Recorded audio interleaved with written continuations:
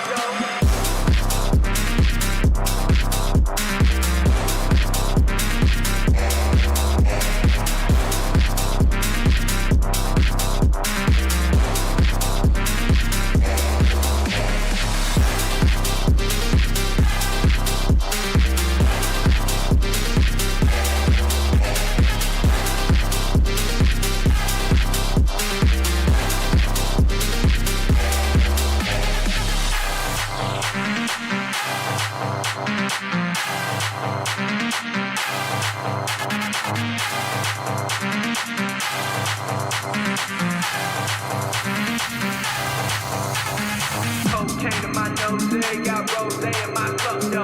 Started climbing my phone, she got me locked in on cup, yo. Cocaine in my nose, got rose in my cup, yo.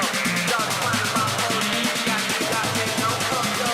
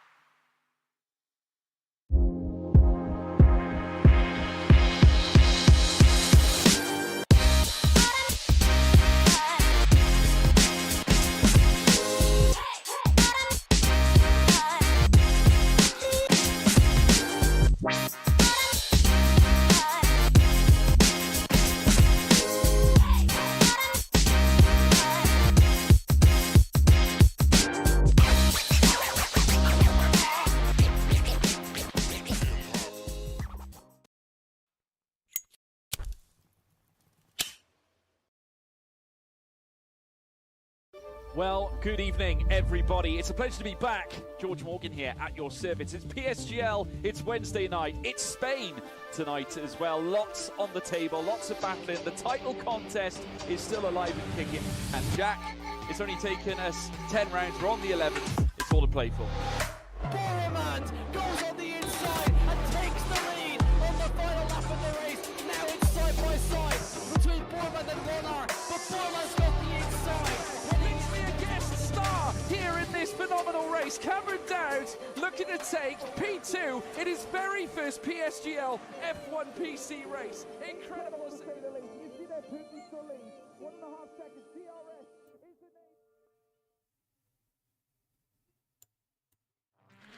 name. Good evening, ladies and gentlemen, and welcome to the season finale here in season 35 PSGL PS F4. I'm, of course, Michael Edwards, going to be taking you through the action. And joining alongside me in the commentary box, as he has been throughout the entire season, is Mr. Danny Quinn. How are you doing, Quinn? Yeah, I'm feeling really good, of course. We still have one championship yet to be decided, that being the Constructors' Championship. So yeah, it's going to be an action-packed race nonetheless. Yeah, absolutely. And I believe in terms of the constructors, I mean, we don't have the standings updated, and unfortunately, in terms of the graphics, and I have to show you. But in terms of the constructors, I believe it's a 22-point lead in favour of Williams going into this race. So they essentially have one hand on the constructors' trophy. Obviously, last week in Silverstone, we did see Rara take his first race win of the season, as well as sealing the F4 Drivers' Championship as well. Yeah, it was a very, very well-deserved win, a much-needed win for Rara. Of course, his first race win of the season, and it seals a championship for him. There's not really much more you can ask of him. Yeah, exactly. I mean, it was a fantastic race. Of course, it was between Rara and his nearest championship rival in terms of the points now in NLR Kuhlman, who really ran him close all the way to the end. And it was the final lap, the last minute overtake in towards Stowe for Rara. And then Kuhlman, they coming through club, lit up the rear tyres, pushing to try and get back into the race lead. Just pushed a little bit too far and ended up finishing down in 5th. So, yeah, I mean, Alpine were on course, closed the gap a little bit on Williams, but that spin has meant that it has increased slightly. But of course, that was last week. This week, however, we are at the fantastic Bahrain Grand Prix in the Desert of Shakir, and let's have a look at the track in question. Of course, it is 5.4 kilometers, 3.3 miles in length, 15 corners with 3 DRS zones, one down into turn 1, one in towards turn number 4, and of course one down in towards turn number 11.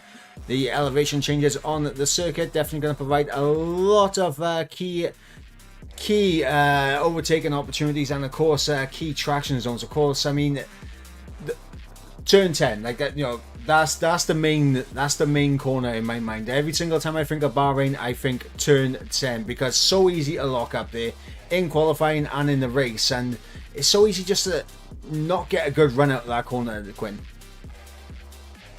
Yeah, definitely. It all really starts at turn 9. If you don't get that correct, then you can easily lock up into turn 10 and run off completely. So as much as it's turn 10 is the horrible track, the horrible turn, it all stems from turn 9 being that very sharp decline out into turn 10. Yeah, and of course, I mean, we've seen fantastic battles over the years in real life and in sim racing in terms of that from turn 4 all the way down towards turn number 8 at the hairpin at the beginning of the middle sector. I mean, do you think we're going to be seeing a little bit of side-by-side action through the S's as we begin the middle sector? I mean, you could definitely see that, but it's not advised, I must say. It's definitely not advised for the drivers to try and go side by side through there. It'll create great action for us to commentate over, and just looking at Lorenzino going through turn 9 and 10, that reminded me of a certain Aston Martin making a move down there the season just gone. Yeah, absolutely. But of course, as Quinn alluded to, we are in qualifying right now, so we're going to transfer over to the action out on track. And of course, on board with the new F4 Drivers Champion here in PSGL F4 on the PlayStation tier is, of course, NLR Rara, who has invalidated his lap. So, I mean, for Rara, I mean, how do you approach this race? I mean, you've wrapped up the Drivers' Championship. You've, honestly, along with Paul, you've essentially got one hand on the constructors. How do you approach this race if you are Rara? I'd say if both championships were confirmed, I'd just say for him to, if I was in his position, I'd do a last to first challenge. because of the situation that he's in now, he's just got to try and qualify the best position possible and just run the consistent racing that he's done the whole season, really. Yeah, He hasn't finished outside the top 5 in any races apart from one.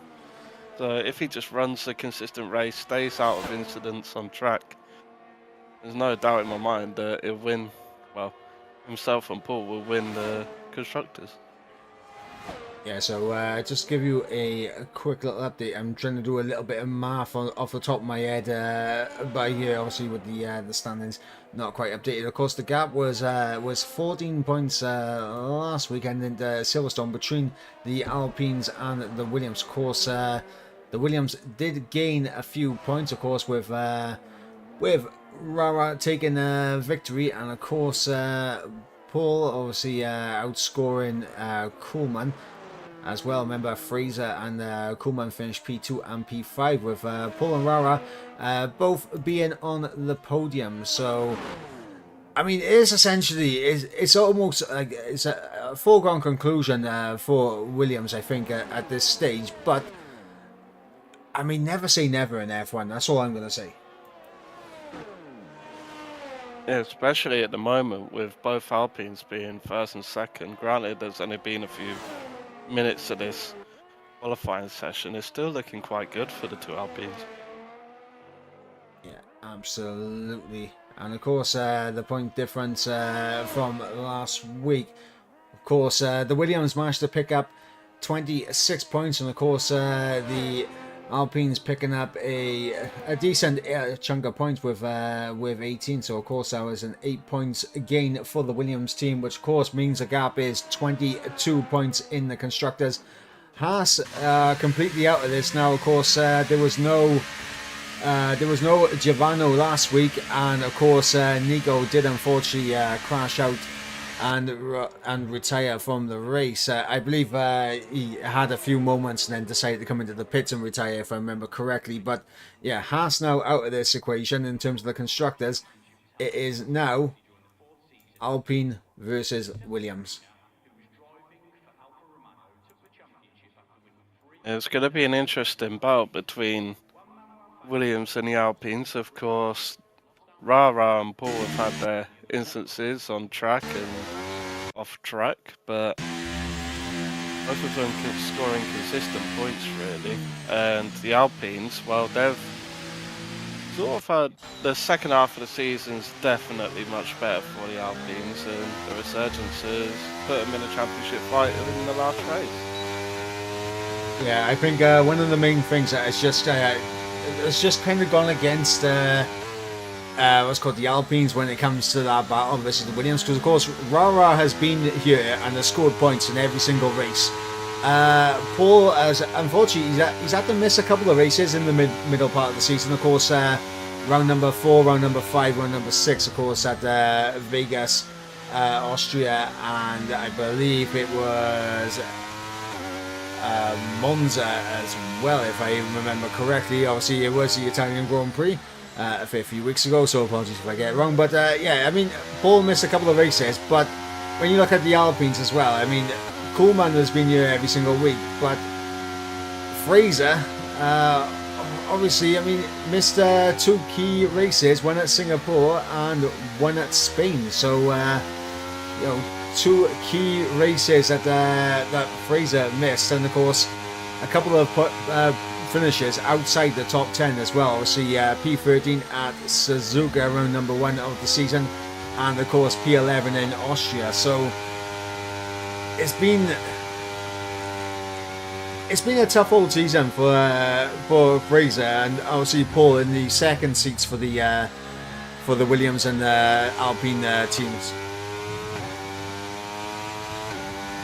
Yeah, definitely. I think Kuhlmann and Rara have been definitely the main drivers for the two teams, and if Paul and Fraser didn't miss those 2 races, well, if Paul didn't miss the 3 races and Fraser didn't miss the 2 races, maybe Fraser could have had some very good finishes and it would be a lot closer, or vice versa. If Paul had got good points finishes in those 3 races they've missed, then the championship could have been wrapped up by now.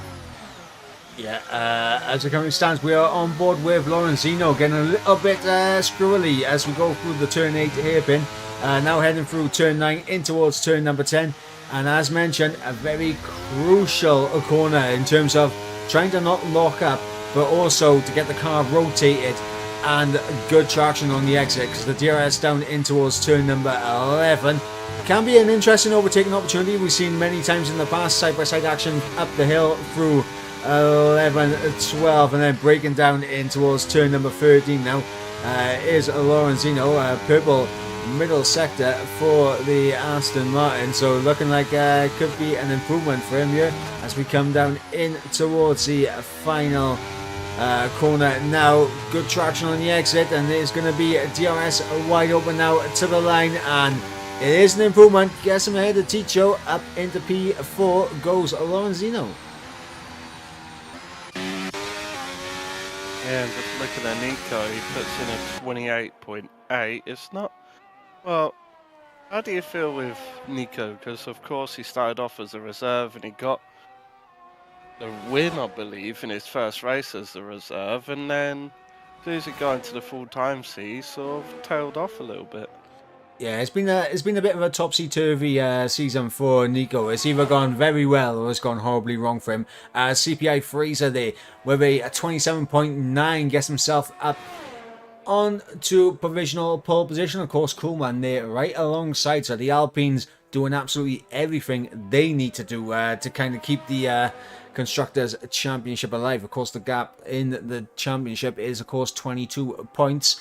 So, I mean, now they have just been split by Giovanno. Of course, Haas now completely out of it. But Paul there with a big lap, and he goes up in the provisional pole. So the Williams now responding. Ticho improving. The Red Bull now on provisional pole position. We got times coming in thick and fast now. Yeah, and Rara, I'm pretty sure he ran wide at the last corner and he invalidated at current lap and the next lap. So he's going to be going round to go in the pits and potentially put in one final run. But yeah, going from 4 drivers in the 27s and 3 of them are within a tenth of each other, which is unbelievable. And yeah, from a split second going from P1 and P2 for the Alpines to P4 and P6, with crucially Paul in second. Yeah, absolutely. Currently on board with the AlphaTauri of Lars here. Doesn't look like Lars is improving. Obviously 2.5 tenths down in the middle sector. But we'll stay on board. You never know. Could try and get something as Lars will cross the line. In fact, no, he'll peel off into the pits. But we do have a McLaren coming up to the final corner. As of course Aguado unfortunately invalidated there. Rara also invalidated as well. No lap time on the board yet from our F4 champion here on the PlayStation tiers. Of course, and Rara been Mr. Consistent throughout the season, and of course a well and truly worthy drivers champion, just based on the consistency and the performances over the course of the season. His teammate Paul has actually been hung out to dry a fair few times by Rara over the course of the season. I remember early on there was a little bit of an inter-team rivalry going on there, as Paul just kept getting stuck behind Rara whenever Rara had a 5-second pit lane penalty, or whether the safety car came out and he had a double stack, or just losing out because his teammate overtook him and made Paul stay out that 1 lap extra that he did not want to. Yeah, the one that sticks out in my mind is actually Qatar, where what was it? Pretty sure it was Rara just using Coolman just to stay ahead of Paul. Yeah, I mean, at that stage they were actual esports teammates, so they were kind of helping each other. But yeah, it's just keeping Rara ahead of Paul, and that I think was definitely one of the turning points. well, one that sticks out in my mind, and that is, of course, Hungary, if you remember correctly, as Agrado, they turned into the McLaren lawnmower as he went across the grass there. Obviously, Aguado out there on a set of hard compound tyres, just getting laps in. Does this indicate a lack of practice from the McLaren driver? Could definitely be. Maybe could just be working on a little bit of a strategy thing, because maybe he's just more confident in the race pace, so he wants to try and just dial it in a bit more and just get a bit more consistency in. But yeah, it does surprise me that he hasn't. Well, it doesn't look like he's actually done. No, he hasn't actually done a time on the softs. Nah, he's just been out there on the hard compound tyres, just going around doing his laps, doing keeping himself under the radar. But I mean, I'm sure he's got to come in now and strap on a set of soft tyres, as Lars is about to get us underway.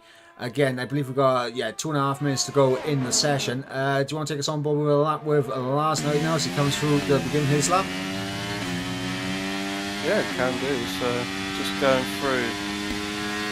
That's in the line now to start his lap. He's got a whole heap of traffic, a few corners ahead of him. Hopefully he doesn't get caught up in that. But turn one, you want to not lock up and just get it turned in. You want to compromise the exit. Ooh, in for Lars there, out of, on the exit curb of turn one, well turn two, sorry, and yeah, he's not great. Hopefully he'll put his ERS into none and just cover the ERS and do another lap. But we've got, I believe, Nico up next. Yeah, Nico's up next.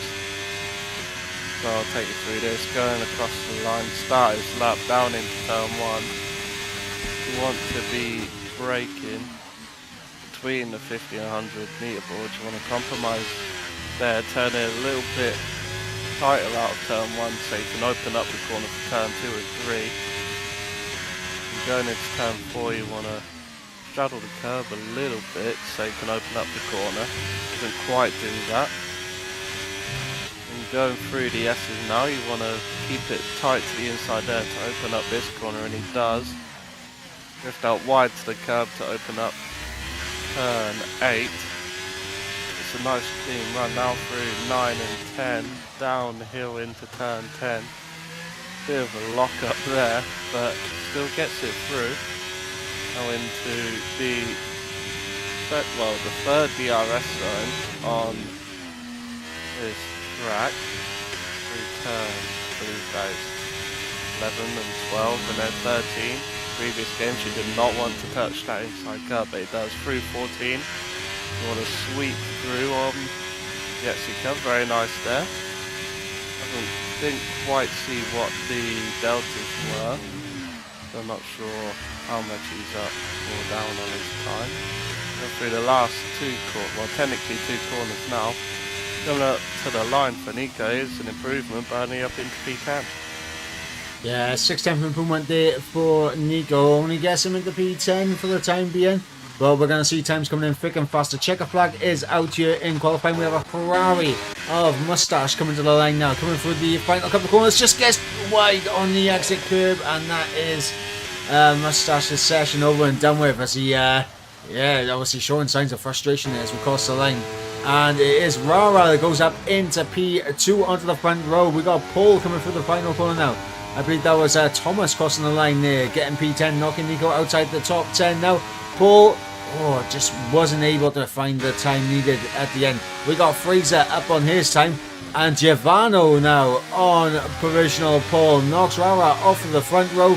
Chicho still up there in P2 for the time being. Fraser to the line. Fraser on provisional pole, and that is exactly what the Alpines need, as unfortunately Kuhlmann will be starting from the minimum spot of P8, but we still got people still setting times, of course. Actually not, I think that is session over and done with. Nico not on a lap now, and Aguado 10 laps on the hard compound tyres here in qualifying. Yeah, from everyone who set representative times, there's only 5 times separating the top 13, and of course Guado on hards doing 10 laps. It's only about just under 3.5 seconds behind, so I don't know how representative that is. So it's not really representative at all, but yeah, it's a very, very good qualifying session there for Fraser. Not so good for Coolman being down in PA. Of course, he would have wanted to be up there with his teammate, but at least Fraser up on the front row, he hasn't got a Williams next to him. Yeah, absolutely. I mean, now though, we will run you through the order of how things are going to look now for the final race of the season. It is, of course, CPI Fraser on a pole position, just ahead of Giovanni, who joins him on the front row. Ticho currently in P3, joined by the F4 champion in Rara on the second row. Lorenzino in P5 with Paul in P6, Mustache in P7, Coolman in P8, Lars in P9, and Lauren T rounding out the top 10 in that McLaren. P11 is IRT Frank in the second Red Bull, and then of course we've got WR Thomas in P12, Nico down there in P13, and then of course we have Aguado in P14, of course doing his laps on the set of the hard tyres throughout the entire session. So I mean, we'll have to see what will happen, but before we jump into the action, let's have a quick word from our sponsors.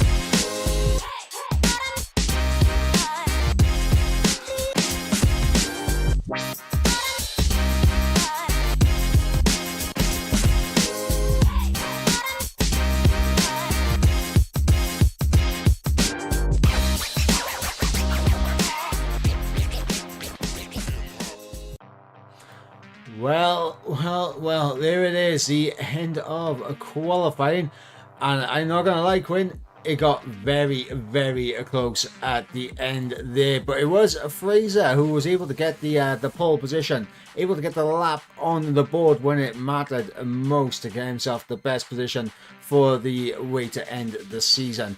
Of course, we are going to be having a restart in the lobby. Of course, as you did see, the 5-place grid penalty for Fraser. Of course, it is unfortunate that we still have this issue with the 5-place grid drops, but it is what it is. Yeah, it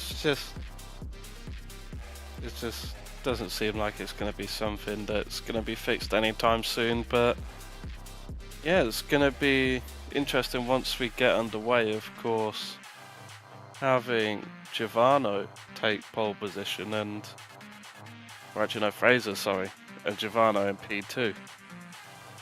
So it's going to be interesting to see who leads into turn 1, and obviously if Fraser can keep if he can stay in P1 and just control the race from there, or if Rara can do one of his signature, just burst through the field and just take the lead on like lap 5 or something. Well, I just want to point out just how close it was at the top. Obviously, it was less than a tenth separating the top 4 drivers. It was less than a tenth and a half separating the top 7 drivers. Obviously, less than 4 tenths separating the top 10, and obviously Aguado did not set in a competitive lap time, being on the hard compound tyres throughout the entirety of qualifying. But for everyone that did set a lap time on sauce, we are looking at just over 4.5 tenths separating the entire field, which is of course incredible, incredibly close in qualifying. Yeah, it's definitely incredibly close, and it's gonna be. I think it's gonna be even closer in the race. I think we might. Well, I think Aguado has kind of given himself an advantage from doing the 10 laps on the hards in qualifying, because he's given himself an extra 18 minutes of practicing his race pace. So, of course, we know that the points are scored in the race. So, maybe that'll give him a start advantage, even though he is starting from the back. Yeah, I mean, absolutely, definitely could be that, or maybe he just wanted to save as many soft tires as possible. Maybe he's going to go for a little bit of an alternative strategy to end the season. Of course, we will have to see it will happen. Of course, let's have a quick reminder of the track in question. It is, of course, Shakira. It is Bahrain. It is 5.4 kilometers, 3.3 miles, 3 DRS zones. One, of course, into turn 1, one into turn 4, and one into turn 11. Key overtaking positions. Definitely going to be turn number 1, turn number 4. And do you know what? I think this will be another key one as well. Turn number 8. I think that'll be another key overtaking spot. But also turn 11 as well. And then, of course, turn 14. I think that's where we're going to see the most action here tonight. What do you reckon, Quinn? I think I definitely agree with you with turn 8. It's just whether people can stick as closely as they can through the S section. I do believe, obviously, turn 1 and turn 4 are going to be very close, and people will maybe go for some opportunistic dives down there, and turn 14 will definitely be one to keep our eyes on as well. Yeah, absolutely. And of course, while it is a restart, of course, we do want to make sure that everyone remembers to load their setups, because that can be the most frustrating thing when you've forgotten your setup as you load into a brand new lobby. I mean, I know I've done it personally. I don't know about you, Quinn. Have you done it personally in the past? Oh yeah, multiple times. Yeah, and obviously it's never nice getting stuck with the default setup around any circuit. It's just not the way to go. So hopefully the drivers will remember to load their setups. But it looks like they are all getting readied up again to jump back into the race. Of course, no formation lap. We'll be going straight into the action, straight into the 5 red lights. And we're going to be seeing who's going to be taking the top step of the podium here tonight, and who will be taking the Constructors' Championships. Remember, it is a 22-point gap lead for the Williams racing team, and the only challengers right now are the Alpines. It is going to be Fraser and Kuhlman versus Rara and Paul out on track. So, I mean, who's your money on? I mean, my money's on Williams right now, I can't lie. They got too much of a lead, in my opinion. Yeah, I have to agree with you. Unless something absolutely just capitulates with the Williams, I think they've got, like you're saying before, they've already got one hand on the trophy. They just need to finalise it with getting a good, decent points haul in this race. Yeah, absolutely. And of course, if I remember correctly, like, even if I'm trying to think, like, the minimum, like the minimum points that what's called the Alpines are gonna need. I mean, they need, both drivers have to be on the podium. Like, Alpines need a double podium at the bare minimum. Ideally, they need a 1-2 finish, because that, of course, gives 28 points maximum. Of course, if they finish second and third, that would be 22 points, and they're exactly 22 points behind. I do believe, I'm just going to have a quick look by here. I do believe that they would potentially still, actually, yeah, they would win on countback. Yeah, they would actually. They would win on countback. Obviously, Kuhlman with 2 race wins to his name. Of course, Rara only having the 1 race win to his name. Fraser also having a race win to his name as well. So that'd be 3 race wins to Williams's 1, which of course, if the Williams were to fail to score points, a 2-3 finish for the Alpines would be enough to take the constructors. But ideally, they need a 1-2. As we head to the action on track, as is 5 red lights for the final time this season, and we are lights out and away we go. Fraser, good launch off the line as we look at the tyre compounds. Giovanno going a little bit different, opting for a set of the soft compound tyres as Rara and Ticho side by side through turn 1. And then behind you see Coolman there with a great start up in the P5 already, side by side with Lorenzino there. And already you've got the Alpine that has got through there. You've got Fraser getting overtaken by Giovanno, but obviously we do expect that being on the soft compound tyres. A lot of side-by-side action in the midfield, and look at this. Paul getting absolutely swamped right now by Lars and Lorenzino there as we head down in towards turn number 8. Paul covering the inside line there, no way through, but in behind, look at that, Mustache and Frank, and Mustache has dropped a lot of spots off the start. Yeah, it's not been a great start for Mustache, just looking at the positions.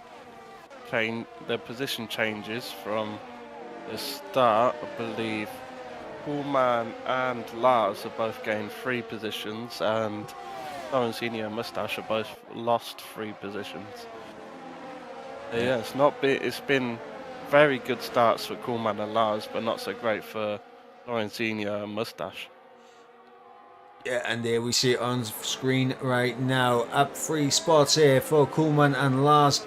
Down 3 spots for Lorenzino and, of course, Mustache. Giovanno up 1 spot. Fraser down 1. Of course, as Giovanno is looking to pull away on those soft compound tyres. And he really does need to do this, as it is a brave strategy from Giovanno to opt for the soft tyres early on, because it can so easily go wrong if you pick up early damage here. Yeah, could definitely, but you've got to just think, starting on the softs, it's going to be very difficult to do a soft to hard, you'd think. So potentially going for a 2-stop strategy, which very much against the norm here.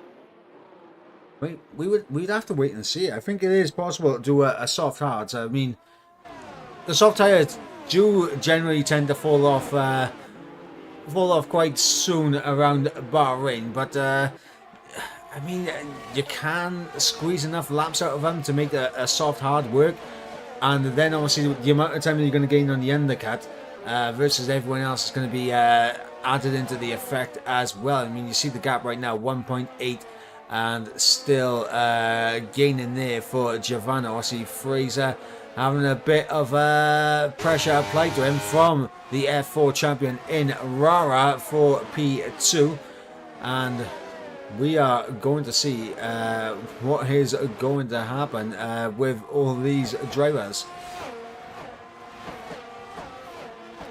Yeah, you have to say, well, it's got to be, if Giovanna being on the softs, you have to kind of think that, well, Fraser and Rara, not to like completely count Giovanna out of it, but you got to think that they're racing for the net race lead. Yep, as Rara down the inside of Fraser there, and that move could be so crucial in terms of the constructors. I mean, because it's a bit demoralising when you get overtaken by what's called a driver that you are battling for a championship with.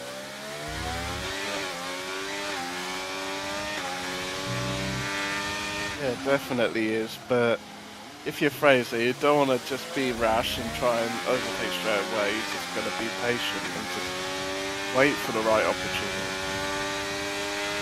Yeah, absolutely, and that is going to be a key for Fraser. Keep us calm, keep us composure.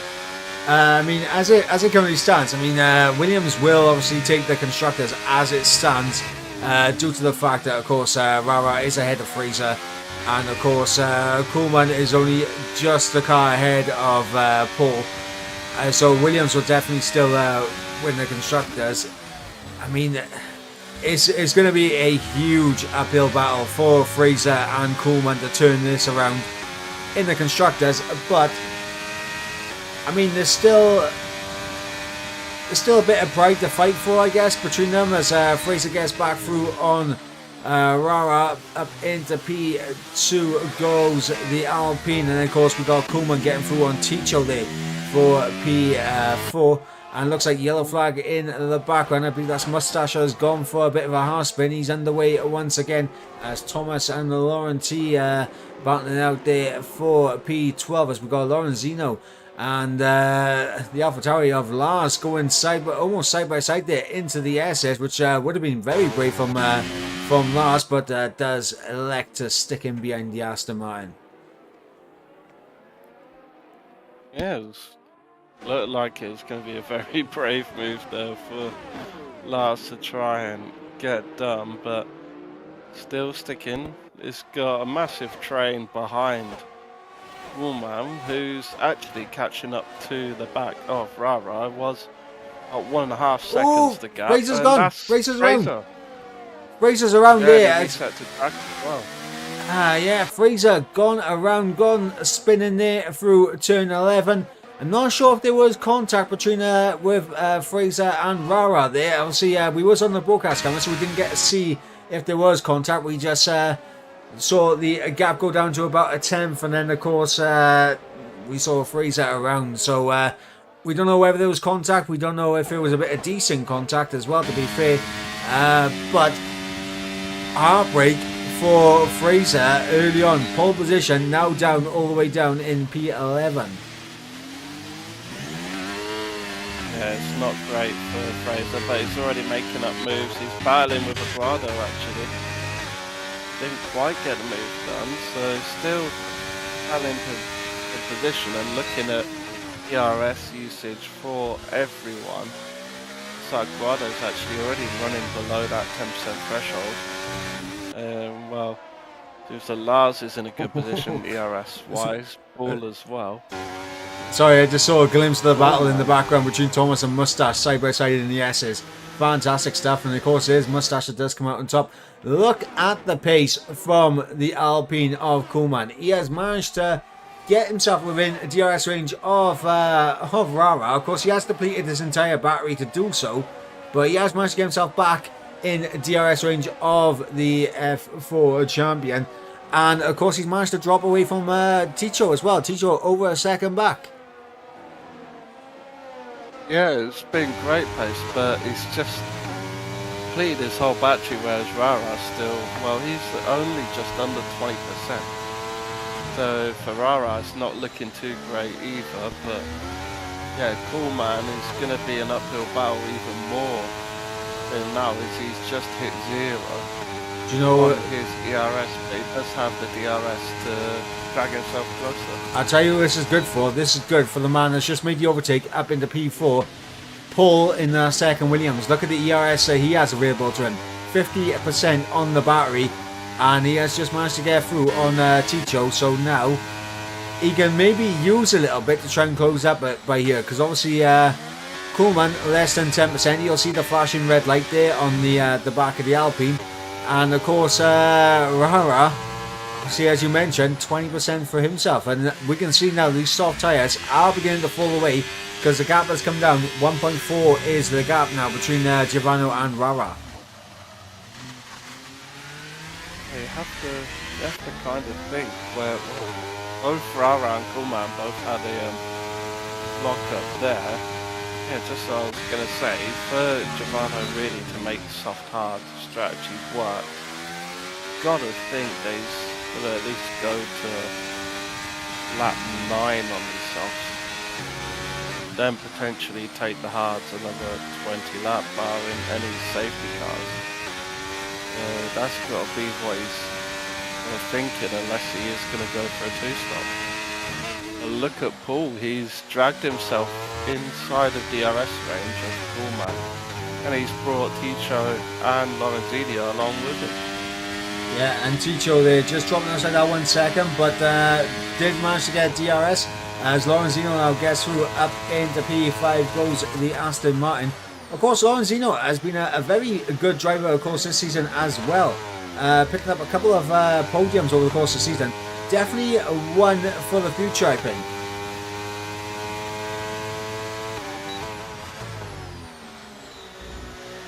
Yeah, definitely. I think Lorenzino's he's had, well, from getting a few podiums this season and just showing glimpses of his pace, he's definitely shown that he's able to compete at the front. He's just got to work on his consistency from track to track.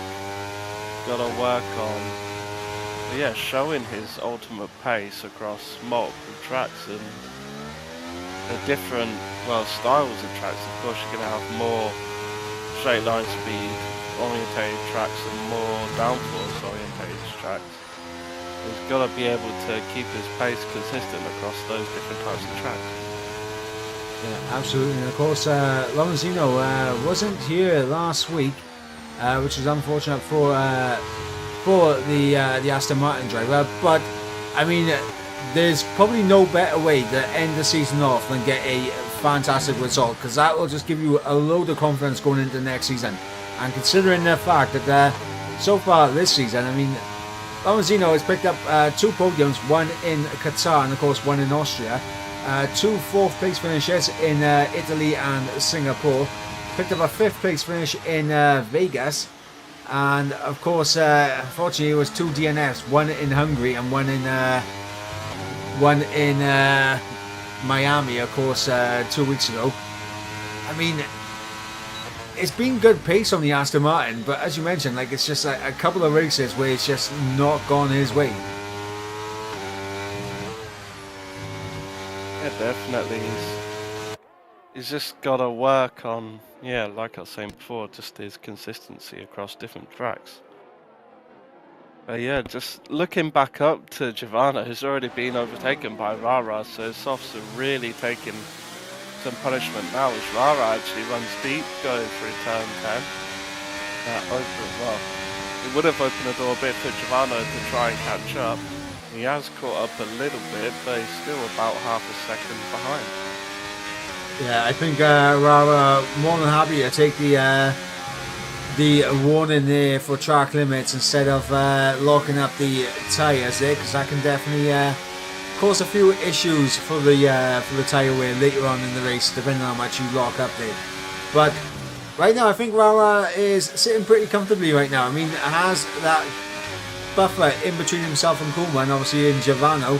Giovanna's still within DRS range, which does mean that he is going to close up and potentially could go for the overtake into turn 1. Down the inside goes Giovanna.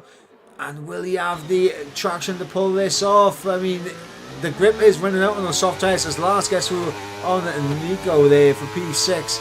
And here comes Rara straight back past Giovanna in towards turn number 4. Down the inside goes Rara. And I don't think Giovanna is going to fight this too much. So in fact he will. He finds the traction on the outside of turn 4. Fantastic stuff, and gets back ahead into the S's. Yeah, it's great racing from Giovanna here on the soft stays on now, and you think he's going to go maybe a couple more laps on these softs and then he'll be pitting in for hard tyres. He does lock up a little bit. You see him counter steering to avoid any further punishment on the tyres, but yeah, he's actually doing quite well for the age of his tyres, but he's got Rara literally breathing down his neck at every moment now. And yeah, he's got to be, well, keeping one eye behind him, but ultimately just focusing on his own race, really. Yeah, absolutely. As it looks like Laurenti has gone around. Of course, we've had one retirement in this race so far, and that's of course Thomas. I did actually clock Thomas retiring. I'm not sure whether he was on track or whether he was in the pit lane, but not the way Thomas would have wanted to end this season. As here goes Rara now back through into the race lead. And from the looks of it looks like Thomas came into the pits and retired for a fresh set of mediums on that car. Nico getting back through on last for P6. Now, the gap right here is quite biblical between Lorenzino and Nico, as that is Laurenti into the pits, retiring from the session. Fraser, if I'm CPA Fraser right now, I'm thinking, okay, let me try and get through by here on last, say wheel to wheel, side by side into the S's. This is fantastic. Duel in the desert between the Alpine and the AlphaTauri, and it looks like Fraser might just be able to get us down the inside in towards turn number 8. And it's going to be Lars who actually is able to hold it, getting decent traction on the outside. And maybe we could see a little bit of a cutback here from Fraser. No, we're going to stick in behind. But good racing there between the AlphaTauri and the Alpine. What I was going to say though was, if I'm Fraser, I'm thinking if I can get ahead of Nico here, I am going to be pitting a little bit earlier than the guys up ahead to try and get an undercut to get myself back into this top 5 battle. I mean, yeah, but Nico is currently nearly about 5 seconds back, and the undercut I think really works when you're within that 1.5, 2 second, well, 2 to 2.5 second range is the upper limits of the undercut. So it's going to be, unless they delay the pit stop by say 2 or 3 laps, I don't see a undercut for Fraser that far back actually working out. But talking about Fraser, he finally gets the move done on Lars, and now he's got the DRS back to defend against Lars, and yeah, it keeps the position. So only 7.5 tenths of a second between himself and Nico now. Yeah, the thing is though is that Fraser clearly has a good pace around you. The one thing that I think is going to be crucial is like obviously Giovanno still being out there on the soft tyres, obviously still in the fight for the race lead with Rara. Of course, Rara I think is just happy to let Giovanno get in front of him with DRS every now and then. But if Giovanno stays out any longer, it's going to cause a bit of a concertina effect where it just backs up this top 5 pack into the likes of Nico and Fraser, which of course is why I was thinking that maybe we could see a potential undercut coming out from Fraser to try and get himself back into this fight. Because the longer Giovanno is in this battle, these guys are just going to get backed up further and further. Yeah, definitely. And just looking at Rara, he kind of just fakes going into the pits, just fakes it a little bit, but here comes Giovanno's going to go around the outside this time. Looking at Coolman as well, he's getting himself involved in it as well, a little concertina effect between the top 5, but it looks like Giovanno's actually going to hold on to the race lead for now. But yeah, I've noticed the last few laps actually, that's Fraser getting past on Nico, finding himself in P6. Okay, now He won't be restricted now. I believe he will just try and push on to try and close the gap. Yeah, as Lorenzino and Paul and side by side. Yeah, I think Paul might have made a small mistake there as everyone bunching up in the middle sector. And this is what I was going to say, is just look at that gap now between Lorenzino and Fraser begin to fall down with the fact that Giovanno is in the race lead. Of course, by the time we come out of DRS on the next lap, obviously Rara should be able to get back through. Maybe even Koolman be able to get ahead of Giovanno as well. But just look at that gap. I mean, half a second's already come down from Fraser to Lorenzino up ahead, and Rara just getting a little bit out of shape there, coming through turn 13, and that has put Koolman underneath the rear wing of the Williams shirt. Yeah, it's turn 14 where he really locked up, and that's Giovanno leading them off and coming into the pits. And of course Rara had the DRS from Giovanno. Side by side between Koolman and Rara. Koolman backs off slightly going into it, and Rara retains the lead of this race. Yeah, and now Rara, Koolman and Paul. Oh, contact there! Koolman taps the rear end of Rara as they come through turn number 4, and look at Paul there, side by side with Koolman coming through the S's, and it looks like Koolman is going to be able to keep that. But look at Lorenzino now, sniffing an opportunity to go all the way around the outside at turn number 8. Lorenzino, ET8 Paul, side by side now on the exit as they run in towards the turn 9, turn 10. And this is going to be a key braking zone there. Big old lock up there from Lorenzino. And because of that lock up, unable to get the traction out the corner, and Paul holds on to P3. Look at the gap between Lorenzino and Fraser, nearly 3.5 seconds now. All this battling is bringing Fraser along with Nico, Lars and Teacher all the way back into this pack at the front. Yeah, not only that, I mean, also, you got to think now, Giovanni on a set of the medium compound tyres, so he's going soft medium in this race, is the Haas driver, as gets a little bit squirrely there under braking.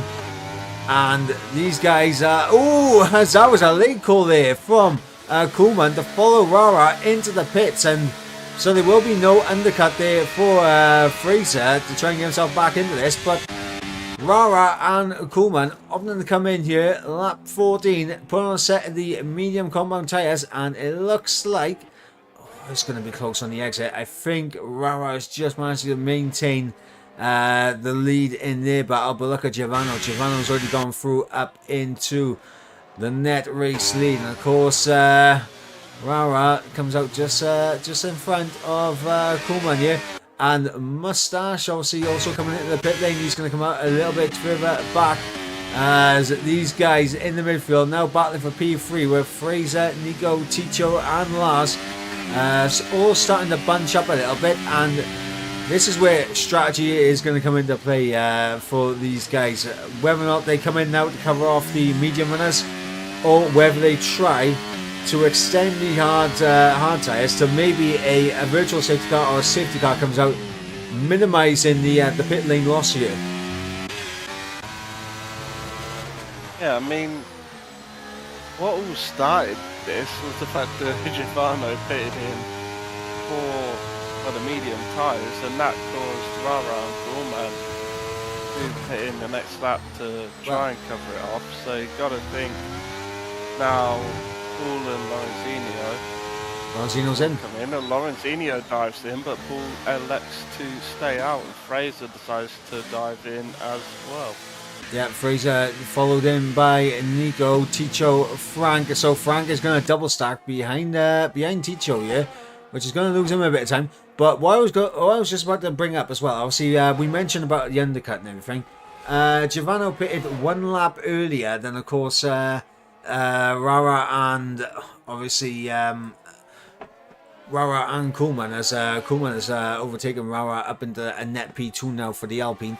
The gap is 3.5 seconds, so I mean you do gain quite a bit on the undercut around here. Of course there was a bit of battling as well, but even still, I mean, as Giovanni makes very quick work of Aguado there up in the P3, now goes to Haas.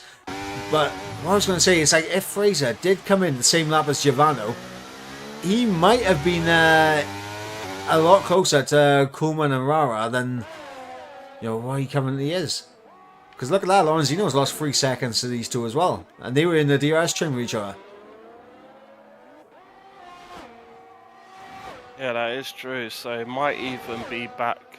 Well, yeah, Paul might even be way further back by the likes of, Fraser, Nico, Ticho and Mustache. He might be in that pack, that battle, and that's going to be... We're going to find out now as Paul's into the pits. Yeah.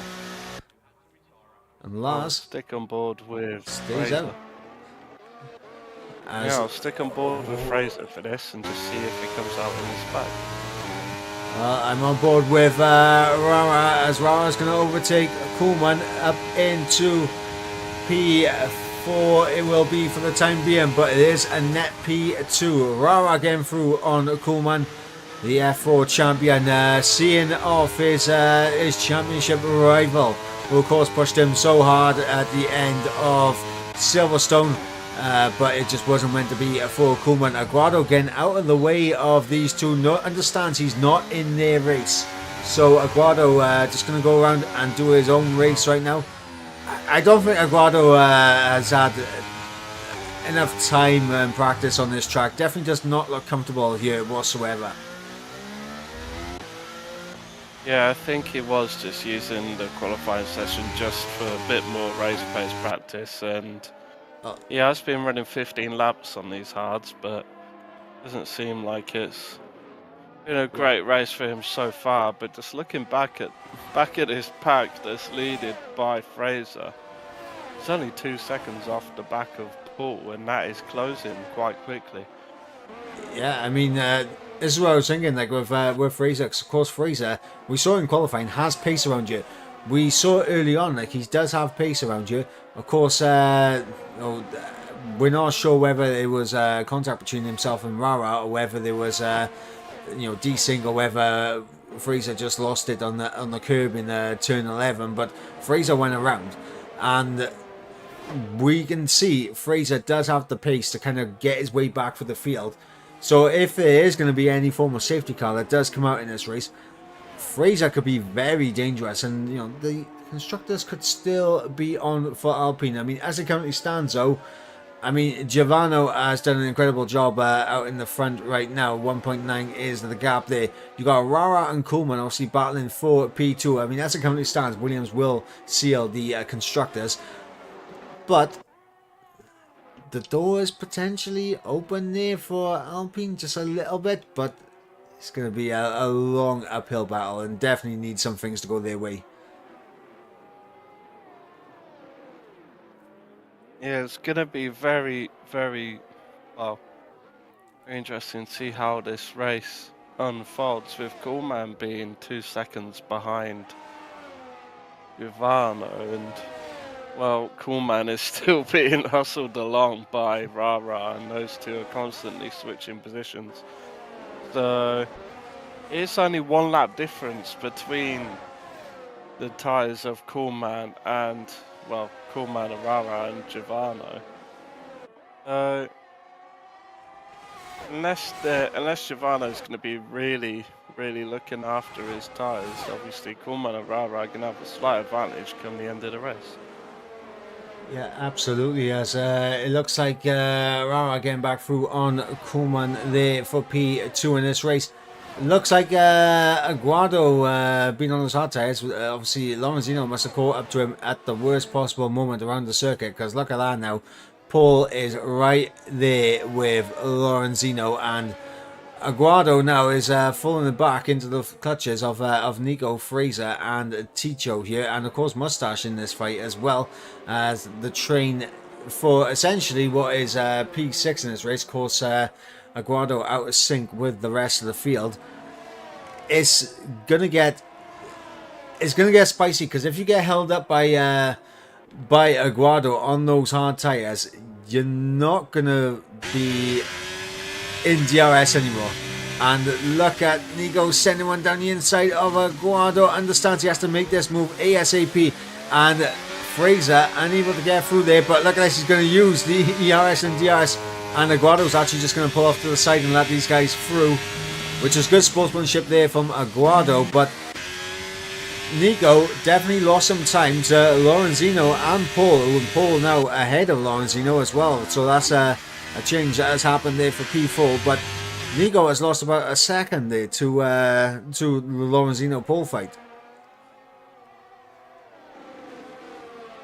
Yeah, it's gonna be very interesting if those two, if Paul and Lorenzino keep on fighting the way they are. Because in the distance, I just saw Mustache really take an alternative line. But yeah, if these two ahead of Nico, Ticho and Fraser keep on fighting the way they are, well, if Ticho, these three behind keep on fighting the way they are, they won't catch up to them at all.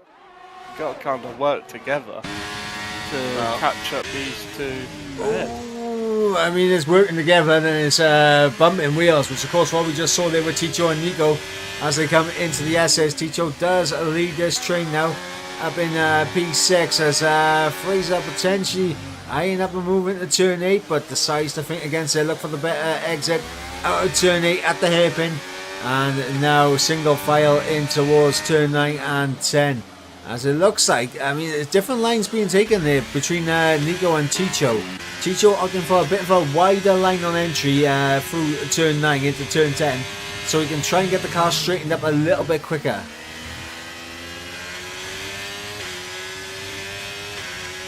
Yeah, just looking at this gap between Giovanni and Rara and Kuhlman, it has closed down significantly since we last saw it. Closed down about a second in the last 2 or 3 laps.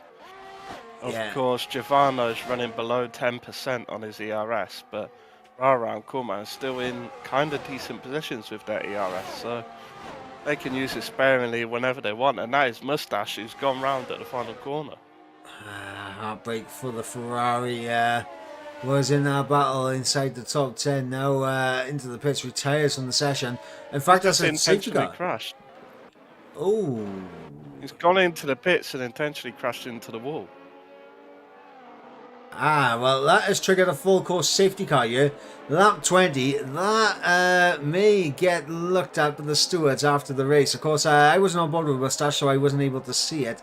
So, I mean, if you clocked it, you might want to save your footage after this race, Quinn, and let's go so that we have your view of it. Could have also been a case of wanting to get a little bit more damage off the forcefully repair for the front wing as well, and that not working. But yeah, Mustache out of this race. It has triggered a full course safety car here, lap 20 of 29. Honestly, would you come into the pit and put on a fresh set of soft tyres?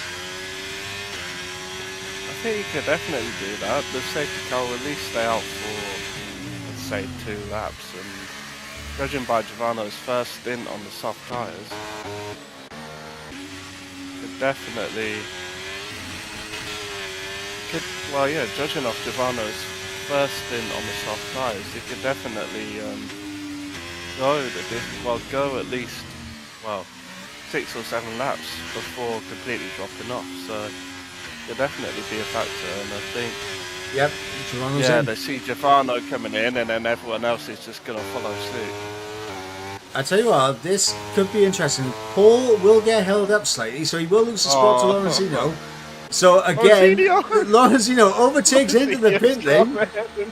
That is, I mean, it was going to happen regardless, because obviously Paul is going to lose a bit of time in the pit stops. Obviously, after Rara gets fresh tyres put on his car, Lorenzino's gone for a fresh set of mediums. Oh no! Yeah, maybe he's just not confident that the softs will go to the end, but everyone else is, and Well, Aguado is yet to I'm make not a pit sure stop. what Aguado's doing. Aguado has done obviously 10 laps in qualifying on the hards, 20 laps in the race on the hards. We're on lap 21. Honestly, Aguado, I feel like he feels very attached to these hard compound tyres right now, and I honestly, we do like to see it. Like obviously, you got to take care of your tyres, and Aguado has an attachment to these hard compound tyres. It doesn't want to get rid of them, and obviously we can respect it. We can respect it. Of course, if he does pit, he will come back out. Obviously in P11, but there is an opportunity there for Aguado to get points in this race. Yeah, definitely. He's just got to he's got to come in now. He's gonna, you think that he's got to come in and change to the soft compound tyres, or maybe he's doing it so he could pit in for soft tyres and then have the freshest softs out of everyone. Maybe Maybe it is. It will only be 1 lap pressure, but he will be at the back of the grid, but I'm not sure why he's been so far back from the safety car. I think you're probably right there. He wants to come into the pits. I think this is a little bit of strategy to force the safety car to stay out one more lap, which I think it was going to stay out regardless for that extra lap anyway. But Yeah. Aguado, The safety car wouldn't look tremendous lap anyways. here we go. Aguado's in the pits. Yep. Yeah. A safety car anyways, it doesn't come in the lap that it goes out. There isn't a situation where that happens. Yeah, I think Aguado You was see probably, the thinking behind it. Yeah, I mean, I think Aguado was thinking, potentially like the safety car would have come in straight away. But usually in the safety cars, and I've the only time I've ever seen it go in the same lap it comes out is when it's like when the safety car gets deployed, like for example, like 29 laps if it comes out like lap 27. Like that's the only time I ever see like something like that happens. But usually they'll let you catch up to the back of the safety car, and then you'll do another lap, then it'll come in on the following lap.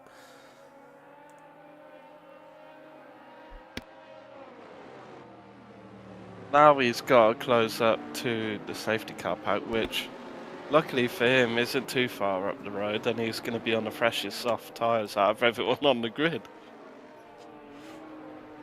Well, I mean, this is where things are going to get interesting now, because everyone's bunched back up again. Everyone's on softs. Obviously, a lot of drivers are battling for position in the championship, and there's still a couple of things to fight for, like just impersonal pride in terms of the your position in both of the drivers and, of course, in the constructors' standings. I mean, everyone bunched up, it raises the risk higher for the likes of Rara, for Kuhlmann, for Paul, and for Fraser, of course, who are battling for the Constructors' Championship. Safety car is in this lap, so Giovanni is going to control the pace of the restart here. And, of course, Giovanni won the very first race of the season. Will he win the very last race of the season? That's going to be the big question here as he controls the pace.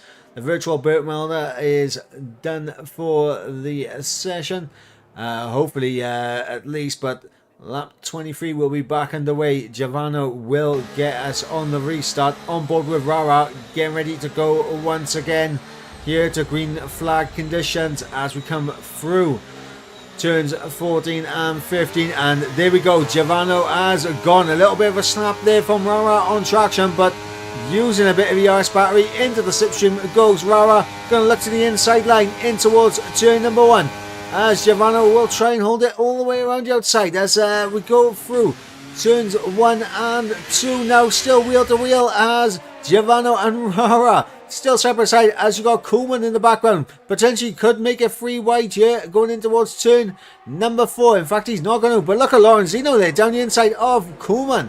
He's had a little bit of a peak there, opportunistic there from the Aston Martin. Of course, also wanted to end his season very strongly as well. As it looks like Rara able to get into the race lead and hold on to it. As you see there, Paul down the inside of Nico getting P5 back off the Haas driver. Fraser still in P8 right now, not opted to go for any lunges early on to try and make up some ground. He's going to be a little bit smarter, I think, is Fraser down in P8.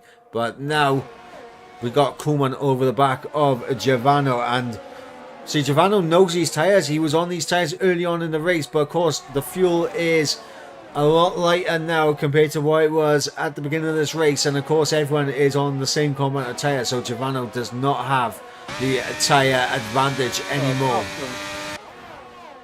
Don't forget Lorenzino is in P4 on the mediums.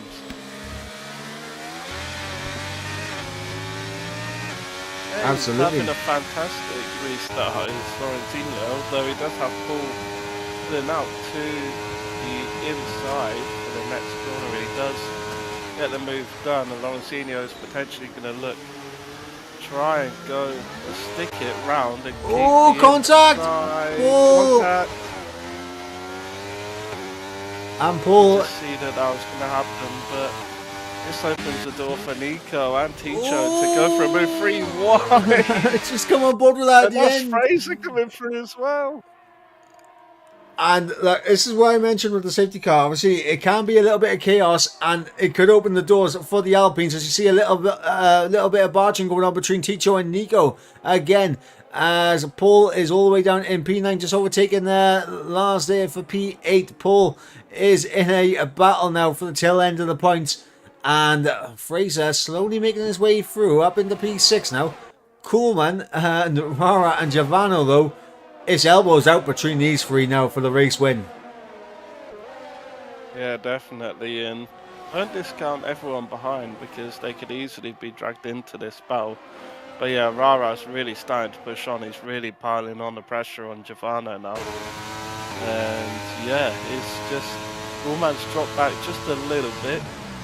And yeah, Ticho's even half a second further back on Kuhlmann. So from this point, it's really anyone's game, or anyone's race. Just seeing Aguado's getting close to the back of Frank. Back of taking a really instant line. down the inside of Giovanno here into turn number 1. Not going to get it done, but we'll have DRS in towards turn number 4, and this is where we should see Rara able to get through as he draws alongside the Haas car down the inside in towards turn number 4. Will Giovanno have the traction on the outside to hold this position? No, he will not, but he does have enough traction to try and fight back. As you see, Kuhlmann in the mix as well, and that is Nico around in the back. Fraser up to P5, and Kuhlmann there getting a little bit shoulders out against Ticho there in turn 8 as Ticho saw an opportunity. He's down the inside again into turn 9 and 10, and Kuhlmann there has to take avoiding action and a little bit of contact with Fraser. So both of the Alpines come together there as Kuhlmann and Ticho side by side through turn 9 and turn 10. Not ideal for the Alpine, but was able to avoid damage from the looks of things. Of course, a little bit of contact with Fraser, and now the Alpines line the stern in 4th and 5th. Was Ticho going for the opportunistic move through turn? Well, he's tried to stick it around the outside of turn 8, and he was still there. He was still alongside Kuhlmann, and then just stuck it down the inside of turn 9 and turn 10 and got the move done. And also 2 Alpines into a bit of a fight of their own. Yeah, so looking at Giovanni, he's got back past. Giovanni back through on Rara as Fraser gets through on Kuhlmann. And Fraser is on a charge here. I mean, I'm not going to rule Fraser out of potentially taking this race win here. As you see, Rara down the inside again of Giovanni. Switch back there from Giovanni. Can he get the traction down on the exit? No, he cannot. So Giovanni has to hold down for P2 for the time being. Rara back into the race lead. As it currently stands, the Constructors is still going the way of Williams, but with the way these guys are battling, I'm not going to lie, anything can still happen in this race. Lap 26 of 29. Rara leads, Giovanni second, Ticho in third, Fraser in fourth, Kuhlmann in fifth. As we got Lars in sixth, Paul in seventh, Longzino in eighth on those medium tyres, and Frank in P9. Aguado in the final point position in P10. Yeah, I was going to mention, like, it's all well and good Fraser being up in P4 and really pushing on. It's only got about 25% of his battery left. Well, when they cross the line, they're going to have 3 racing laps to go, whereas the people around it, Kuhlmann's got 50%, Ticho's got 30%. Front 2 have basically not touched their ERS since the restart. Yeah, I mean, it's going to be difficult for Fraser to try and get his way through with that lack of ERS, but I mean, these guys are getting their elbows out now, so I wouldn't be surprised if we see a little bit of wheel banging and someone gets tagged around from it. But Rara back down the inside of Giovanni in towards turn number 4, and essentially we've been seeing this now a few laps in a row where Giovanni will make the move into turn 1 and Rara gets it back into turn 4.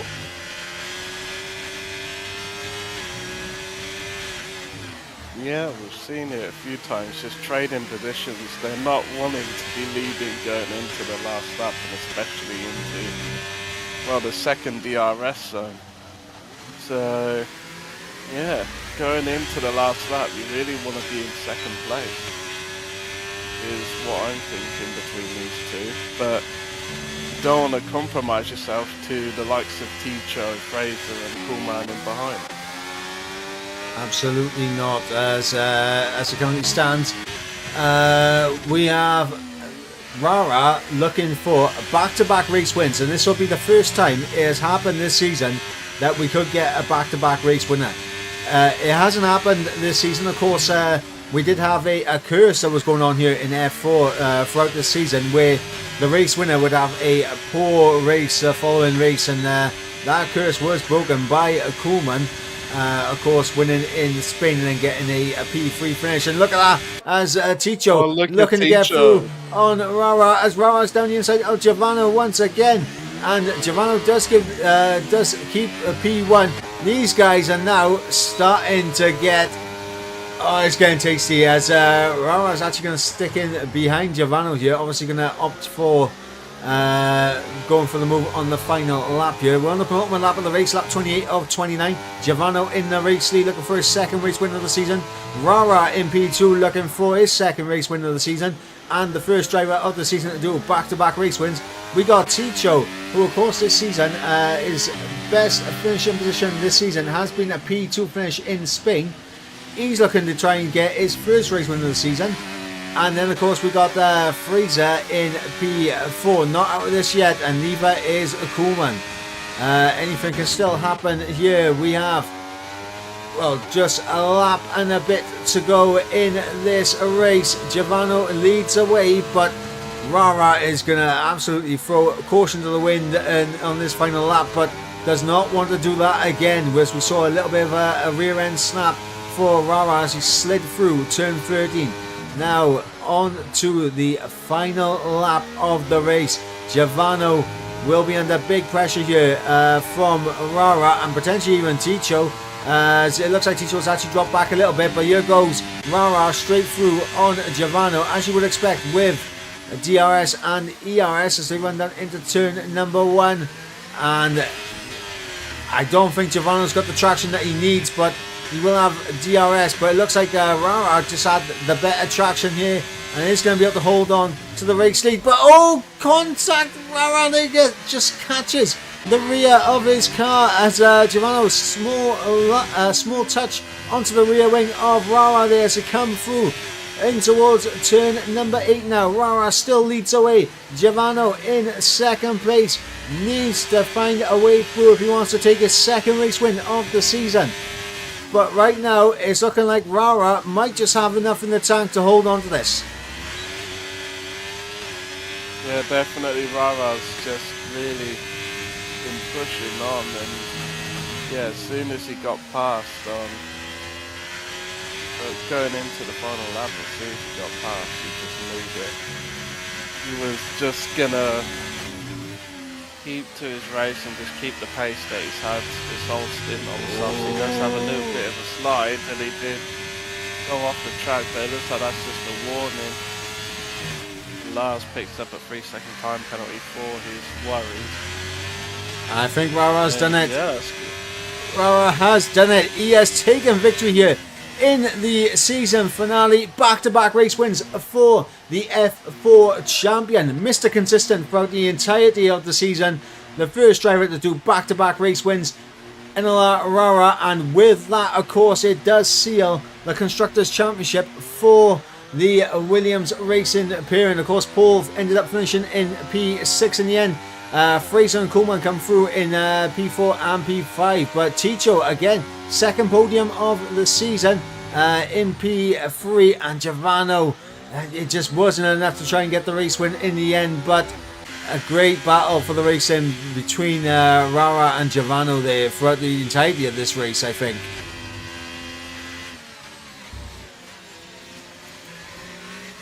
Yes. It's been a very good, well, Nico's just decided to do some donuts and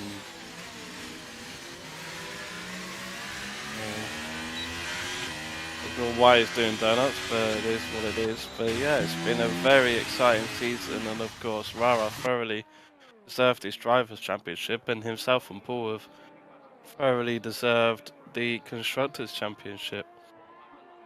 Yeah, absolutely, as Nico will cross the line to end the season. Of course, Nico did get the fastest lap, so, I mean, he's taken something away from this race, but honestly, I think Nico will be thinking what could have been in this race. Same with the Alpines as well, thinking what could have been. What's called? I mean, Mustache. I just looked at the Discord. I mean, did say that what's called, the way that he DNF wasn't his intention. So, I mean, it is what it is with that. But yeah, I mean, if Mustache has made a mistake, unfortunately for him, but it did bring an exciting end to the race, nonetheless. And of course, it was that man, Enela Rara, the F4 Drivers' Champion, and of course, one half of the pairing of the Constructors' Champions with ET8 Paul in the Williams. Of course, he's going to be joined on the podium by Giovanno, and of course Ticho there as well, completing the podium. And of course in P4 it is CPI Fraser in the Alpine, P5 is NLR Kuhlmann, and of course P6 is ET8 Paul, as previously mentioned. Lorenzino comes through in P7 with IRT Frank coming through in P8. Aguado did see the checker flag, and he did pick up a couple of points for himself there in P9. And then of course Lars, with 9 seconds of time penalties, completes the top 10. And then of course we had Nico there with the fastest lap outside of the points paying positions, unfortunately for the Haas driver. And then of course 3 non-finishers in Mustache, Laurenti and Thomas. And Quinn, an absolutely fantastic season. I mean, we had the inter-team rivalry early on. We had the race winner's curse throughout the majority of the season.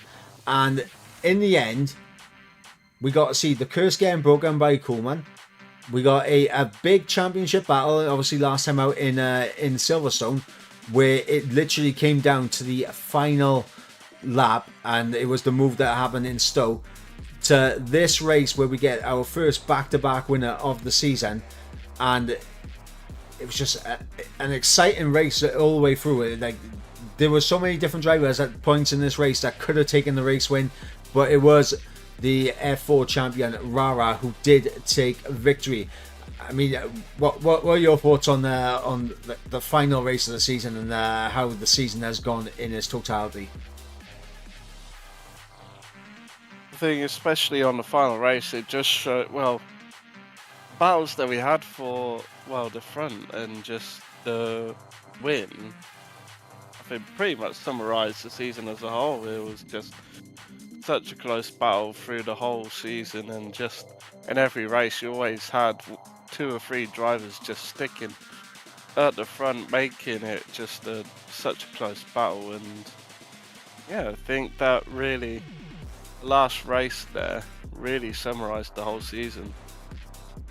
Yeah, absolutely. And of course, multiple race winners over the course of the season. Of course, Rara, Kuhlmann, Nico, Giovanno, obviously Azim in the AlphaTauri. We had Fraser picking up a race win. We had Havnik picking up a race win as well in the AlphaTauri. And obviously we had Sasha taking his race win in Hungary round 3. So, I mean, I think off the top of my head, yeah, 8 drivers picking up a race win this season. Of course, out of 11 rounds, having 8 different winners, incredible results, and just incredibly close now throughout the season. Only 3 drivers picking up 2 race wins over the course of the season. Of course, Rara picking up 2, obviously at Silverstone and Bahrain. We had Kuhlmann picking up 2 race wins in Austria and of course Spain. And then of course we had Nico taking a race win in Qatar and then in Vegas.